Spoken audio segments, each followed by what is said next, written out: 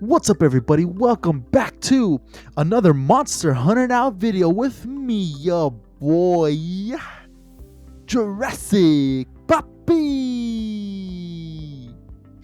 And in this video, we're going to talk a little bit about two events that are scheduled for the month of January. And the first one is going to be the Qualily Event that's expected to drop this Friday, as well as the very first introduction to the Azure Rathlos.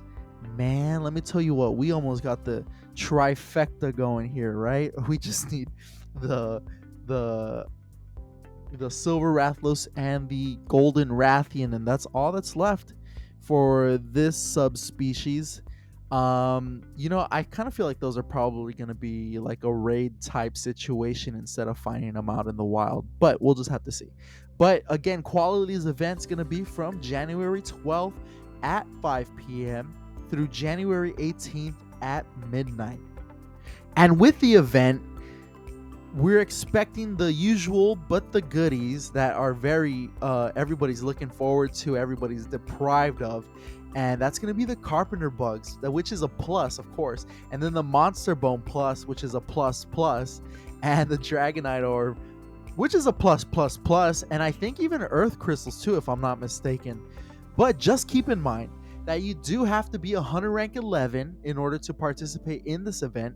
And also, if you're newer to the game, make sure to have the Tobi-Kadachi at least slain in the campaign mode, because I think it's going to require some Tobi-Kadachi hunting, and if you haven't unlocked them, then you won't be able to finish them. And I think there's about 10 missions or 10 pages worth of investigations that we got to go through. So, best of luck to everybody on that. But moving on to the next, the nitty-gritty, at January 15th at 9 a.m., all the way until January 21st at midnight, it's going to be the very first time we get to encounter the Azure Rathlos. And it's going to be found inside the forest habitats, but it also will get boosted rates on January the 19th at 5 p.m.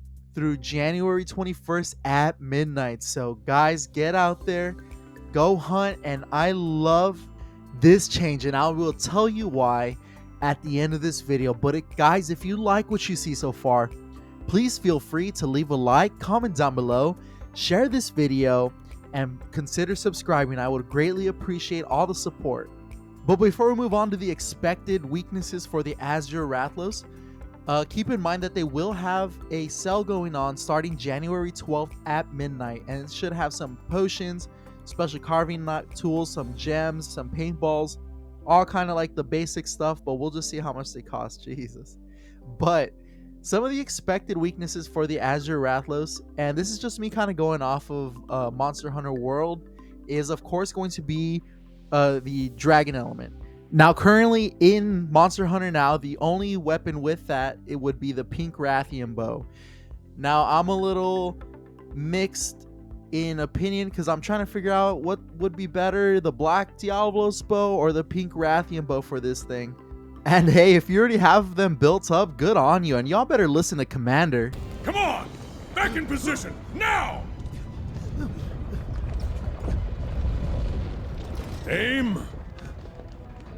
Fire!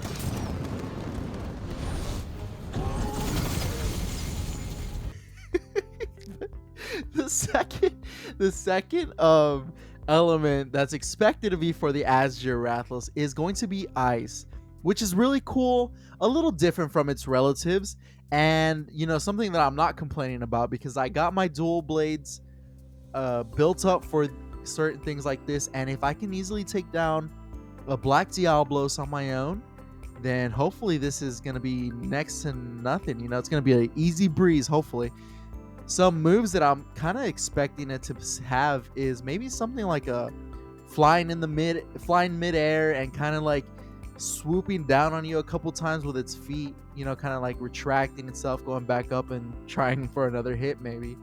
because it's not really a fire breather like the Rathian, but it could very well be. This one is gonna be in the air a lot more, apparently. So it's only gonna we're gonna have to wait and see. I'm super excited about it.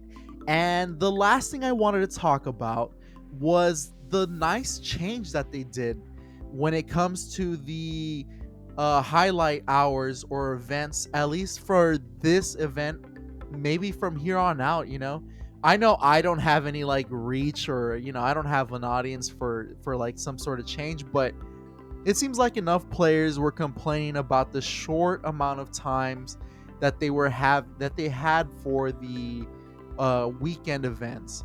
It was only like 3 to 4 hours every like Friday, Saturday, and Sunday, and you kind of had to like juggle with that short amount of time, especially on a game like this where you have to travel, and some biomes might not even have what you're looking for, even on the boosted rates too. But it shows that Capcom Niantic are listening to the players, which is good.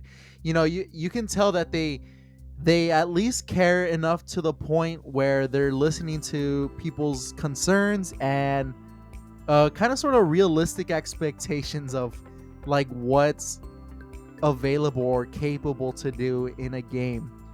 Not everybody has all day to play or farm and stuff, and that's perfectly fine.